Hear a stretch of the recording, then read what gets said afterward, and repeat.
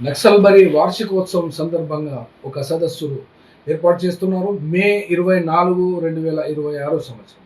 ఎక్కడ అంటే సుందరయ్య విజ్ఞాన కేంద్రంలో ఉదయం 10 గంటల నుండి సాయంత్రం 6 గంటల వరకు ఈ యొక్క సదస్సు నడుస్తుంది. అసలు వాస్తవంగా నక్సల్బరీ అంటే ఏమిటి అంటే ఇప్పుడు ఉన్నటువంటి తరానికి ఏ మాత్రం తెలిసే అవకాశం లేదు.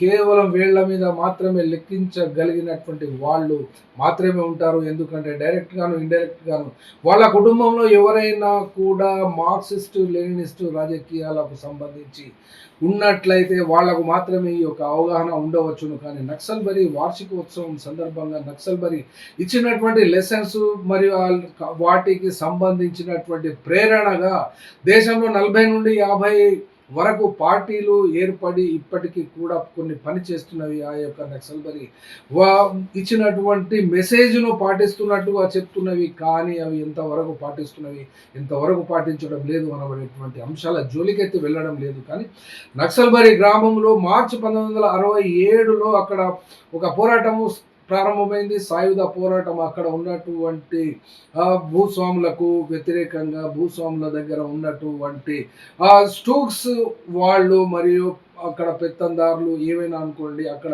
భూస్వామ్య వ్యవస్థకు సంబంధించినటువంటి ఉండేటువంటి వాళ్ళకు వ్యతిరేకంగా సాయుధ పోరాటం జరిగింది ఆ మార్చి నెలలో.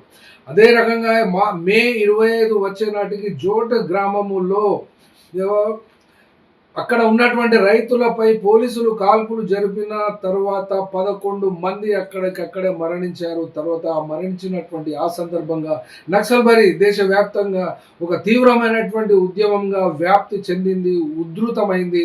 అవి ఇప్పటి వరకు కూడా కనీసానికి 19 నుండి 20 రాష్ట్రాల వరకు వ్యాపించినప్పటికీ కూడా ఆ యొక్క నక్సల్బరీ ఇచ్చినటువంటి ఉత్తేజమే కానీ, ఆ యొక్క నక్సల్బరీ యొక్క మెసేజే కానీ దేశంలో రాజకీయాలలో ఉన్నటువంటి వాళ్ళు ఎవరు కూడా మర్చిపోలేకపోతున్నారు. కానీ ఇప్పుడు ఆ యొక్క నక్సల్బరీ మెసేజ్‌ను అప్పుడు వచ్చినటువంటి ఈ యొక్క నక్సల్బరీ ఉద్యమాన్ని తిరిగి ఒకసారి మననము చేసుకోవాల్సినటువంటి అవసరము ఇప్పుడు కనబడుచున్నందున వలన గత సంవత్సరమే ఏర్పడినటువంటి పూర్వ విప్లవ విద్యార్థుల వేదిక ఈ యొక్క సదస్సును నిర్వహిస్తున్నది మే 24. అట్లాగే ప్రస్తుత పరిస్థితులలో అసలు ఏ రాజకీయ పంథా కరెక్ట్‌గా ఉంటుంది అని గనుక ఆలోచించి నెమరు వేసుకొని ఆ పంథా ఉపయోగమా కాదా అనబడేటువంటి అంశం యొక్క జోలికైతే పోవడం లేదు. ఎందుకనంటే ఇప్పుడున్నటువంటి తరానికి అసలు ఏమి అవసరము అనబడేటువంటి ప్రశ్నే వస్తుంది. ఎందుకంటే ఆ తరానికి కావాల్సింది ప్రస్తుత తరానికి తమ యొక్క